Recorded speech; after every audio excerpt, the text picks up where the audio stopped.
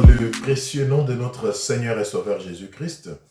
Et je bénis son nom pour cette opportunité qu'il nous donne encore de pouvoir passer un temps ensemble autour de sa parole. Nous bénissons donc son nom. Je vous prie là où vous êtes, s'il vous plaît, d'incliner la tête pour qu'ensemble nous puissions recommander ces moments entre les mains du Seigneur. Tendre Père, merci pour ce temps de grâce que tu nous fais afin de partager ta parole. Dispose nos cœurs à recevoir ta sémence, permets qu'elle puisse germer et porter des fruits et que nos vies en soient impactées et que les mondes te voient au travers de nous. Je te le demande au nom de Jésus-Christ d'un commun accord avec mes bien-aimés. Amen. Voilà, bien-aimés dans le Seigneur, j'espère que vous allez bien dans vos maisons et que la paix de Dieu est votre partage. Nous voulons une fois de plus partager la bonne nouvelle qui est la parole du Seigneur et notre thème à cette occasion, nous l'intitulons comme suit, la bonne attitude. La bonne attitude. Oui, bien-aimés, il y a une attitude, la bonne alors, qui permet à l'homme, qui qu'il soit, pas nécessairement un enfant de Dieu, peu importe ce qu'il est, cette bonne attitude permet d'attirer les regards de Dieu vers nous. Et c'est cette attitude que nous voulons voir ensemble aujourd'hui. Donc, la bonne attitude qui permet d'attirer les regards de Dieu vers nous. Et cette attitude, comme nous allons le découvrir tout à l'heure, bien-aimés, ne laisse pas Dieu indifférent. Donc, Dieu ne résiste pas, Dieu ne reste pas indifférent devant cette bonne attitude qui est tout simplement ce que nous appelons l'humilité. Voilà, bien-aimés, l'humilité. L'humilité est une attitude très importante quand on veut attirer les regards de Dieu. Parce que c'est la seule chose devant laquelle, comme nous venons de le dire, Dieu ne résiste pas. Dieu est sensible. Quand un cœur s'humilie, là où il y a l'expression d'humilité, le Seigneur se retrouve. Le Seigneur déverse son cœur. Le Seigneur s'approche. Le Seigneur tend son oreille pour écouter. Voilà donc pourquoi nous devons vraiment chercher cette bonne attitude qui est l'humilité. En effet, quel que soit ce que l'homme a commis ou a fait comme mal, ou quel que soit le mal qu'on a fait subir à l'homme, quand sincèrement de tout son cœur, il s'approche du Seigneur avec humilité pour déverser son cœur, bien-aimé, le Seigneur ne reste pas indifférent. Le Seigneur lui accorde sa grâce. Le Seigneur lui manifeste sa miséricorde et lui fait même ce qu'on appelle une seconde chance pour qu'il puisse se relever et continuer la marche. C'est important. Nous allons voir cela en lisant quelques passages de la parole du Seigneur rapidement. Notre premier passage, donc, nous allons prendre Proverbe 15, 33. Proverbe 15, 33, qu'est-ce qui nous est dit là-bas?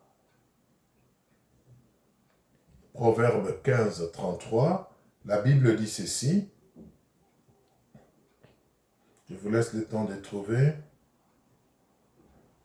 La crainte de l'Éternel enseigne la sagesse et l'humilité précède la gloire. Vous voyez? Ça, c'est la parole de Dieu. Nous allons rester toujours dans le proverbe. Donc, l'humilité précède la gloire. Quand on s'humilie sincèrement, le Seigneur nous est favorable et cela laisse entrevoir une gloire à venir, un rétablissement, une restauration, un nouveau départ. Nous prenons un deuxième verset, toujours dans un deuxième passage, toujours dans Proverbe. Et cette fois-là, nous allons dans Proverbe 18, 12. Proverbe 18, 12. Donc là, nous sommes en train de lire quelques versets de la Bible qui nous parlent de l'humilité et de ses bienfaits. Proverbe 18, 12. La Bible dit ceci, nous lisons. Avant la ruine, Les cœurs de l'homme s'élèvent, mais l'humilité précède la gloire. Encore une fois, l'humilité précède la gloire. Vous voulez la gloire? Vous voulez un nouveau départ? Alors apprenez la bonne attitude qui est l'humilité. Proverbe 22,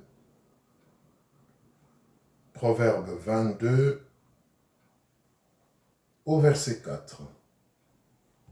Les fruits de l'humilité, de la crainte de l'Éternel, c'est la richesse, la gloire et la vie. Ah! J'aime bien la parole de Dieu. Vous savez, des fois, nous cherchons des solutions à nos problèmes. Des fois, nous dépensons beaucoup d'énergie ailleurs pour essayer de résoudre nos problèmes, alors que des solutions simples et toutes faites sont dans la parole du Seigneur. Voilà pourquoi j'aimerais exhorter quelqu'un à cette occasion à aimer scruter la parole de Dieu, aimer lire la parole de Dieu, aimer méditer la parole de Dieu. C'est un trésor. Il y a tellement de réponses à nos questions de tous les jours que si nous nous y plongeons, nous trouvons notre compte. Regardez un peu ce que nous venons de lire dans Proverbe 22, 4. Le fruit de l'humilité. En d'autres termes, c'est qu'engendre l'humilité et la crainte de Dieu. Quand quelqu'un vit dans l'humilité, que nous taxons de bonnes attitudes dans notre enseignement, quand quelqu'un craint Dieu, la Bible dit, le fruit, c'est-à-dire la récompense, c'est quoi? C'est la richesse, c'est la gloire et la vie. Vous voyez? Et pourtant, c'est tout ce que les gens cherchent. Les gens veulent la richesse, les gens veulent la gloire, ils veulent la vie, ils veulent avancer, ils veulent l'épanouissement. Mais regardez comment la parole de Dieu nous donne des solutions si simples. Mais souvent, nous passons à côté parce que nous croyons trouver des réponses ailleurs. Le fruit de l'humilité, c'est la richesse, c'est la gloire et la vie. Oh, c'est merveilleux. Voyons maintenant un autre passage. Allons dans 2 Samuel 22, 28. 2 Samuel 22, 28. La parole du Seigneur, c'est vraiment une nourriture excellente pour nos âmes. 2 Samuel 22, 28. Je crois que vous avez trouvé aussi. 2 Samuel 22, 28. La Bible dit ceci.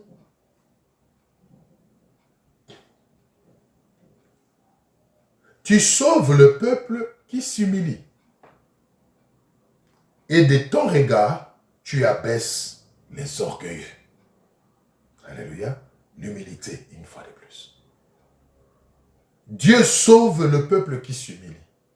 Un peuple qui s'humilie. Une personne, malgré son état d'âme, mais qui prend conscience et qui s'humilie, qui diminue devant le Seigneur, qui revient aux pieds du Seigneur, Dieu, la Bible dit, Dieu le sauve. Dieu le sort de sa situation pour sa gloire. N'est-ce pas merveilleux ça aussi? Et enfin, Jacques 4, 6. Jacques 4, 6. Là, nous allons dans le Nouveau Testament, bien sûr. Jacques 4, 6. La Bible dit ceci. Jacques 4, 6.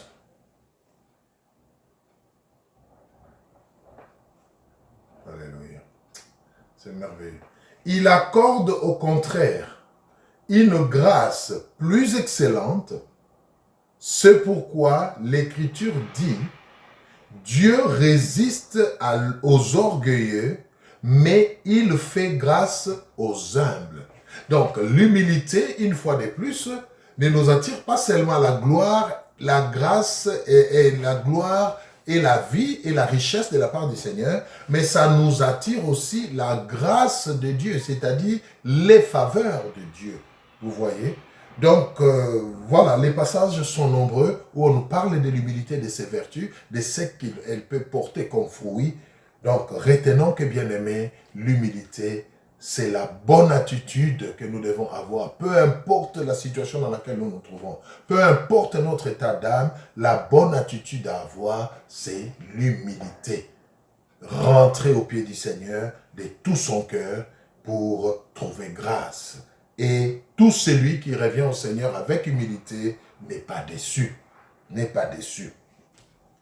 Alors, oui, l'humilité nous apporte la grâce, les regards de Dieu. Mais c'est quoi l'humilité en fait? L'humilité, c'est quoi? C'est ce que nous voulons rapidement voir. Alors, l'humilité ici, dans ce contexte, dans la parole de Dieu, signifie tout simplement reconnaître sa situation, son péché, son état, et le déplorer devant le Seigneur. C'est ça l'humilité. L'humilité, c'est cette bonne attitude qui consiste à rentrer en soi-même et à réaliser qu'on ne peut rien de soi-même. On ne peut pas se libérer soi-même. On ne peut pas trouver des solutions soi-même. On ne peut pas s'épanouir soi-même. On a besoin d'un plus fort. On a besoin d'un plus grand, qui est le Seigneur. Et on vient devant lui de tout son cœur pour reconnaître cela et déplorer sa cause devant le Seigneur. C'est ça l'humilité.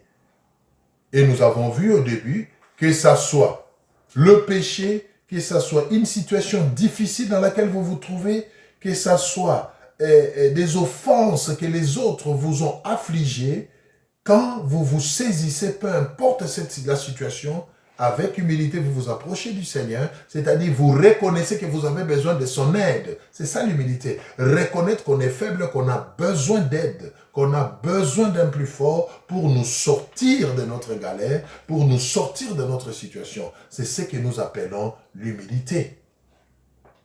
Donc, vous comprendrez avec moi que l'humilité, c'est beaucoup plus une attitude de cœur. C'est pourquoi on l'appelle la bonne attitude. C'est beaucoup plus une attitude de cœur. L'humilité doit venir de l'intérieur pour s'exprimer à l'extérieur. C'est très important. Très, très, très important.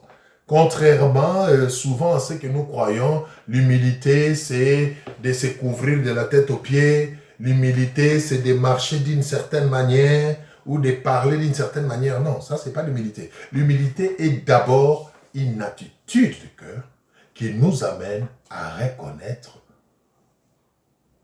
que nous avons besoin d'aide et à chercher à venir répandre notre cœur devant le Seigneur, devant un plus fort, lui qui peut tout. C'est ça l'humilité. Alors, si nous nous mettons d'accord que c'est ça l'humilité, cette attitude du cœur qui nous pousse à reconnaître nos péchés, notre situation et à déplorer cela devant le Seigneur, donc, selon la Bible, toujours la parole de Dieu, l'humilité s'oppose à l'orgueil. L'orgueil qui est cette fois-là le fait de ne pas reconnaître qu'on a besoin d'aide, de ne pas reconnaître sa situation ou sa faute ou son péché. L'orgueil qui est le fait de ne pas se confier à Dieu. Oui, bien-aimé. Quand dans ta situation, quand dans ta vie, tu ne rentres pas vers le Créateur, tu ne rentres pas vers Dieu pour te confier, pour chercher secours, sache que tu es un orgueilleux. Et là encore, nous aimerions préciser une chose. L'orgueil, ce n'est pas ce que le monde nous apprend de foi. Un orgueilleux, c'est celui qui marche d'une certaine manière, ou un orgueilleux, c'est celui qui s'habille de manière extravagante. Non, l'orgueil, c'est vraiment loin de toutes ces choses. Aussi bien l'humilité que l'orgueil sont d'abord des attitudes intérieures, mais qui s'expriment de l'extérieur par de faits concrets. Vous voyez? Donc, celui qui ne reconnaît pas ses faiblesses et qui ne s'approche pas de Dieu pour trouver secours, c'est un orgueilleux. C'est un orgueilleux. Celui qui cherche à se justifier, celui qui cherche à se dédouaner des situations en accusant les autres, c'est celui-là un orgueilleux. Et c'est cette attitude-là que Dieu n'aime pas. Dieu aime par contre celui qui reconnaît, qui s'humilie et qui tend la main pour trouver secours. Vous voyez? Nous allons rapidement prendre, nous avons d'ailleurs lu ça déjà, où nous avons vu que dans Jacques 4,6 par exemple, que Dieu fait grâce aux humbles, mais il résiste aux orgueilleux. Vous voyez, Dieu n'est pas pour l'orgueil. Dieu ne supporte pas l'orgueil, mais il fait grâce à celui qui est humble, à celui qui s'humilie. Alors, nous allons rapidement prendre 2 cas dans la Bible qui nous montrent l'attitude d'un orgueilleux. Et nous prions que chacun de nous puisse vraiment essayer de s'identifier ou de se comparer à ces 2 cas et pouvoir être en mesure de dire s'il est dans l'orgueil ou pas. Le premier cas que nous prenons, le cas de l'orgueil, ici nous prenons pour montrer cette attitude justement qui consiste à chercher à se justifier, à toujours donner des explications. C'est-à-dire un orgueilleux, c'est celui qui veut tout justifier. Il veut toujours tirer les draps de son côté. Il n'est pas prêt à reconnaître qu'il est fautif. Il n'est pas prêt à reconnaître qu'il est dans la galère. Non. Il maquille même sa situation. Un orgueilleux, c'est quelqu'un qui fait même semblant. Il maquille même sa situation, il devient même hypocrite pour donner une bonne impression, mais en réalité, il se ronge de l'intérieur, il souffre de l'intérieur. Ça aussi, c'est de l'orgueil, bien-aimé. Refuser d'être secouru, refuser de reconnaître qu'on a besoin d'aide, c'est de l'orgueil. Et chercher toujours à tous les coups, c'est justifier, c'est donner raison. Pointer du doigt des autres, c'est aussi de l'orgueil. Nous allons voir ça dans la parole de Dieu. Prenons le premier cas, c'est le cas d'Adam. Vous connaissez Adam, le premier homme que le Seigneur a créé. Et après avoir péché, après avoir connu la déchéance, en mangeant le fruit qui lui était défendu, et nous allons voir que l'orgueil est parti de là. Avec Adam aussi, il y avait déjà de l'orgueil. Nous allons voir ça rapidement dans Genèse 3. Genèse 3. Genèse 3. Nous lisons du 8e verset au 13e. Genèse 3, du 8e verset au 13e. La Bible dit ceci. Alors, ayant cousu des feuilles, excusez-moi, 8 à 13 j'ai dit, alors ils entendirent la voix de l'Éternel Dieu qui parcourait les jardins vers le soir, et l'homme et sa femme se cachèrent loin de la face de l'Éternel Dieu, au milieu des arbres du jardin. Mais l'Éternel Dieu appela l'homme et lui dit, « Où es-tu » Il répondit, « J'ai entendu ta voix dans les jardins, et j'ai eu peur parce que je suis nu, et je me suis caché. » Et l'Éternel Dieu dit, « Qui t'a appris que tu étais nu? Est-ce que tu as mangé de l'arbre dont je t'avais défendu de manger? » Écoutez l'orgueil. L'homme répondit, « La femme que tu as mise auprès de moi m'a donné de l'arbre et j'en ai mangé. » Et l'Éternel Dieu dit à la femme, « Pourquoi as-tu fait cela? » Écoutez l'orgueil.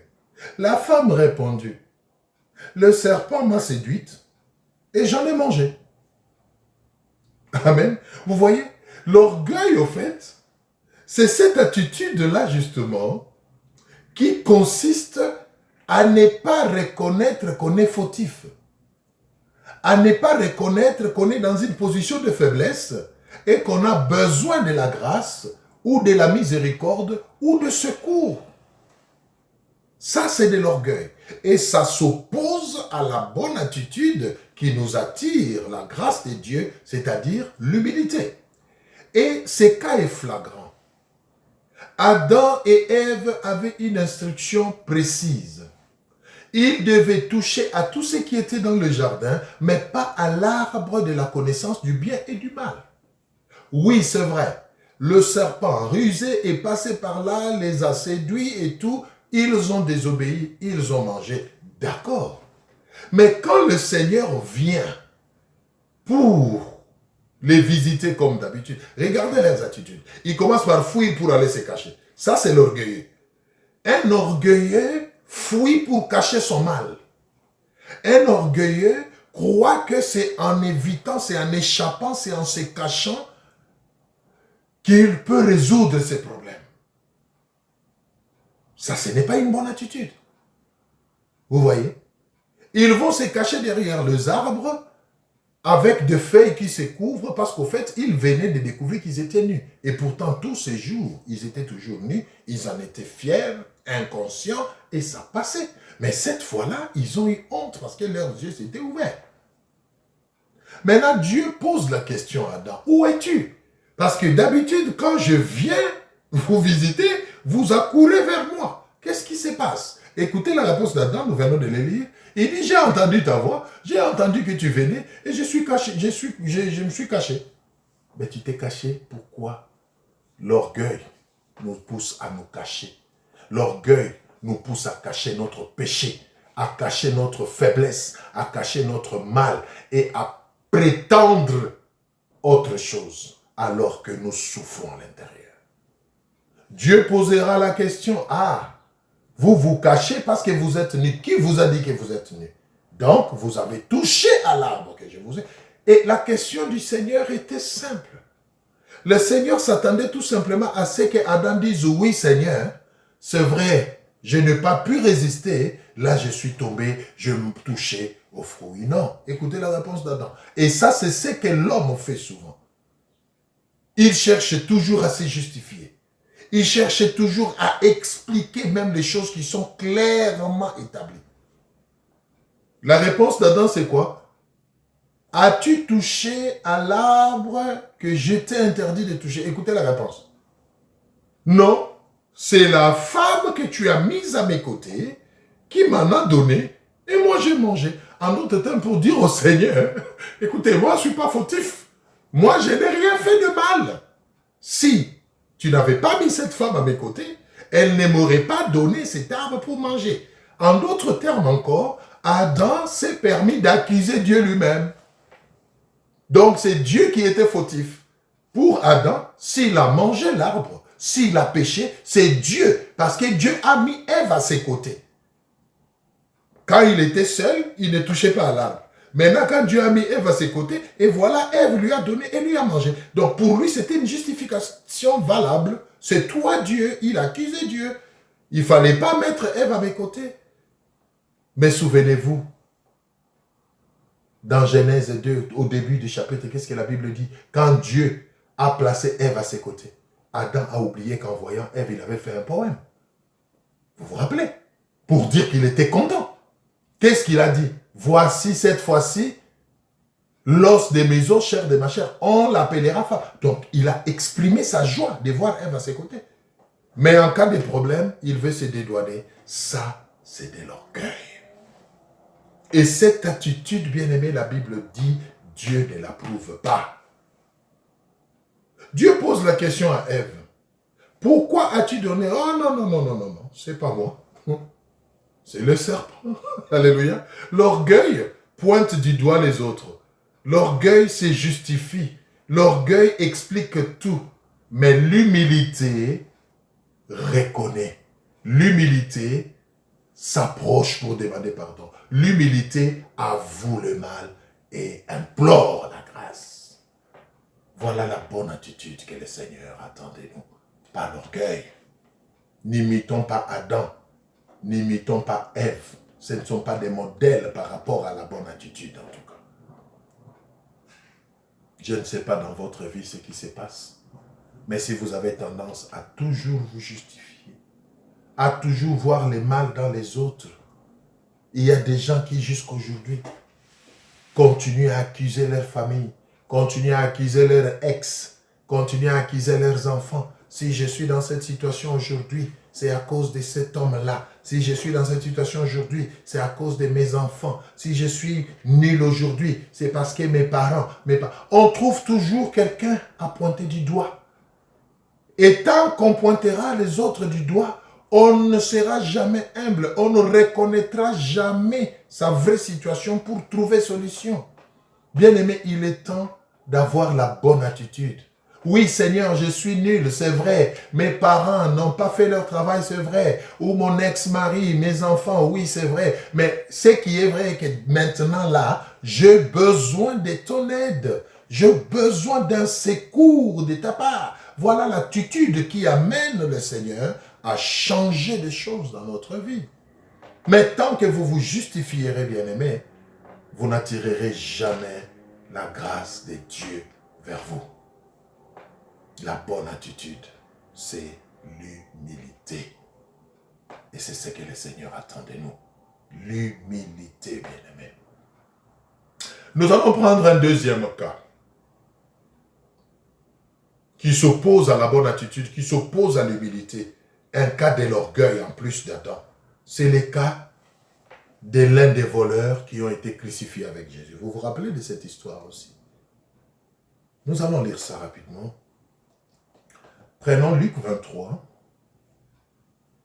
Luc 23, nous lisons le 33e verset et nous allons lire le 39e verset. Luc 23. Alors, Luc 23, nous y allons. Je vous laisse le temps de trouver aussi. Luc 23. Nous lisons le 33e verset.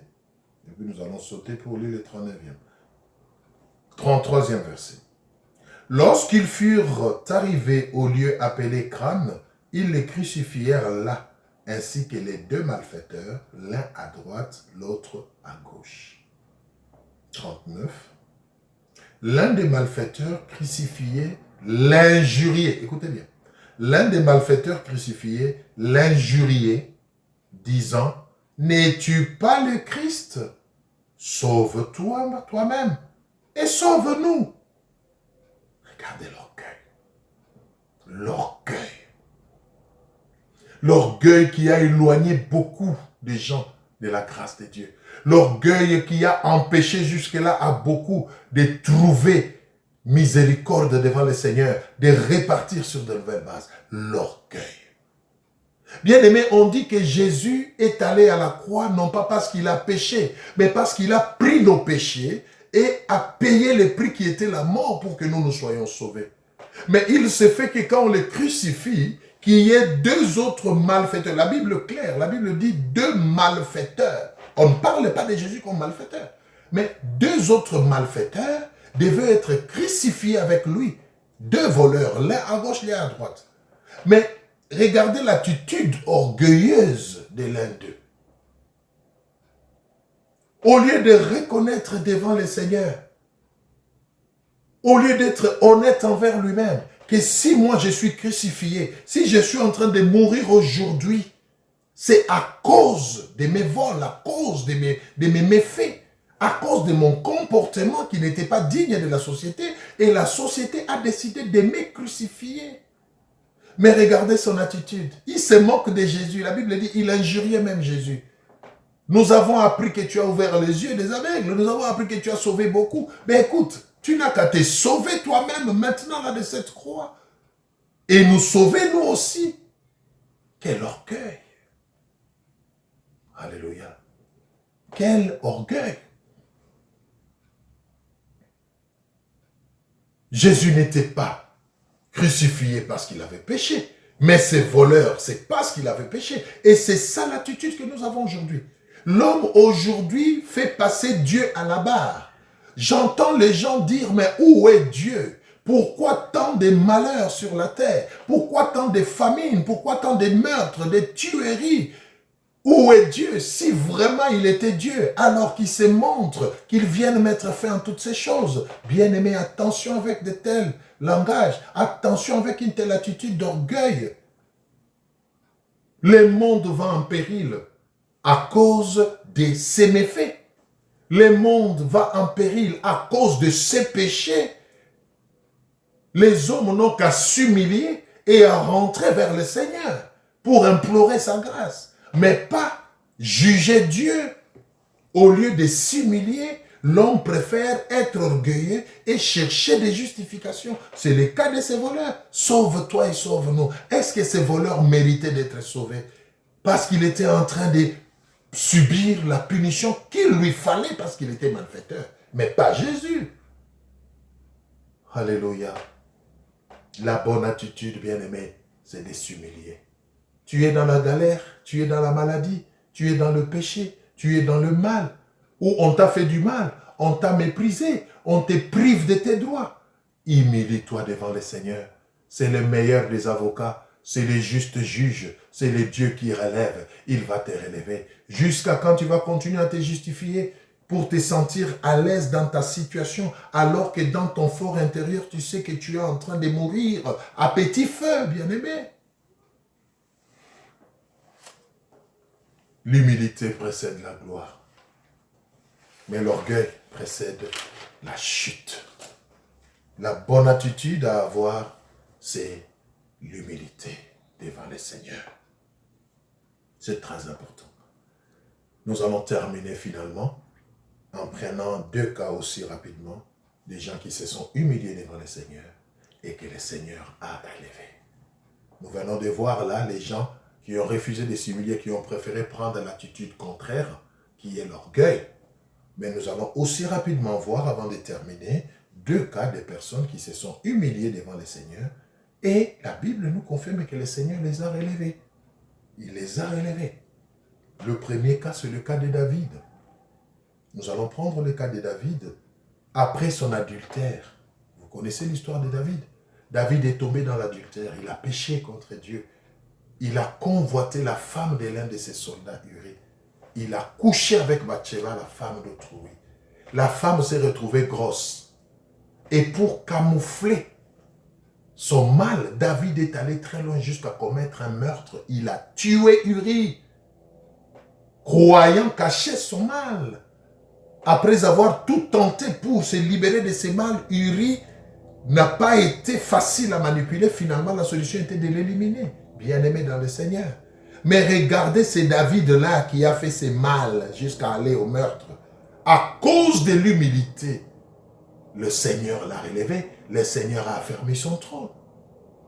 L'humilité, bien-aimé. Vous pouvez lire ça dans le psaume 32, 1 à 5, où on nous montre comment David est en train de s'humilier devant le Seigneur, est en train de répandre son cœur, est en train d'avouer au Seigneur que s'il n'intervient pas, il est fini. David dit, Seigneur, tant que je ne t'avoue pas mon péché, je me consume, je meurs en moi, Seigneur. Je prends la décision de répandre mon cœur, de reconnaître, de m'humilier. Et là, tu as pardonné mon péché, tu as effacé mon mal et tu m'as libéré. Bien-aimé, l'humilité libère. Quand on reçoit le pardon de Dieu, on est restauré. Ne vous endurcissez pas dans votre mal, dans votre situation. Allez au pied du Maître, humiliez-vous. Arrêtez de vous justifier. Arrêtez d'accuser les autres. Humiliez-vous. Dieu va vous relever. C'est tout ce qu'il attend de vous. Un deuxième cas que nous avons, c'est le cas de Pierre, que vous connaissez. Et ça, vous pourrez lire dans Luc 22, 54 à 62. Pierre, qui a aussi renié Jésus, après avoir été prévenu. Mais la Bible dit, quand Pierre s'est rendu compte qu'au fait, il a renié le Seigneur, quand le coq a chanté, la Bible dit, il alla pleurer amèrement. C'est ça l'humilité.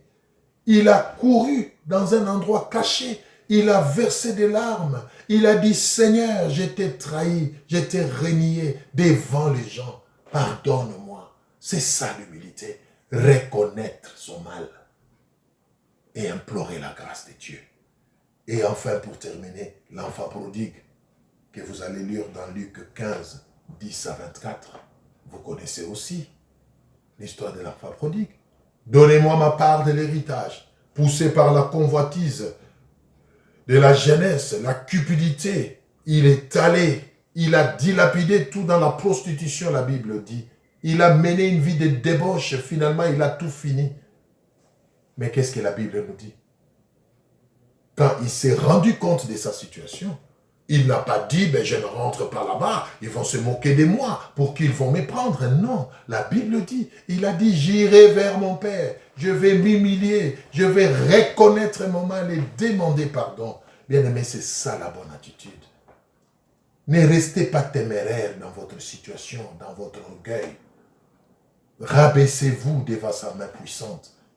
Il vous relèvera. Répandez votre cœur, humiliez-vous, alors vous trouverez grâce. C'est très important. La bonne attitude consiste à reconnaître son mal, sa situation, son péché, et à déplorer sa situation devant le Seigneur et à implorer sa grâce et son aide. Voilà, bien-aimés, nous allons terminer par là. Nous croyons que le Saint-Esprit a parlé au cœur et que chacun va vraiment chercher à se positionner dans la bonne attitude, bien-aimés.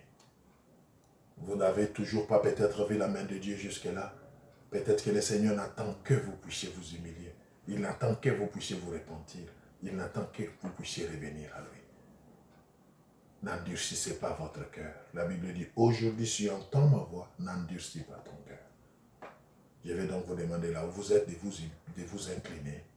En signe d'humilité, nous allons tous ensemble implorer la grâce de Dieu. Pendant que je vais élever la voix pour prier pour nous tous. Priez aussi là où vous êtes. Vous connaissez votre vie, vous connaissez votre cas. Si vraiment le Saint-Esprit vous a touché, priez, demandez à Dieu pardon. Demandez son secours dans votre situation et il vous relèvera. Prions le Seigneur. Dieu de grâce, je te bénis pour ton amour. Ta parole est une puissance qui délivre, Seigneur. Ta parole guérit les cœurs. Ta parole brise les chaînes. Ta parole libère de l'orgueil, ô Dieu. Père, je prie que l'orgueil puisse tomber dans la vie de mon frère et de ma sœur. Que l'humilité puisse émerger, ô Dieu. Que le Saint-Esprit puisse le convaincre à s'humilier, à implorer ta main, Seigneur, afin de sortir de sa situation. Je te bénis parce que tu vas continuer l'œuvre dans les cœurs de tout un chacun. Que toute la gloire te revienne. Toi, le Dieu qui vit à jamais.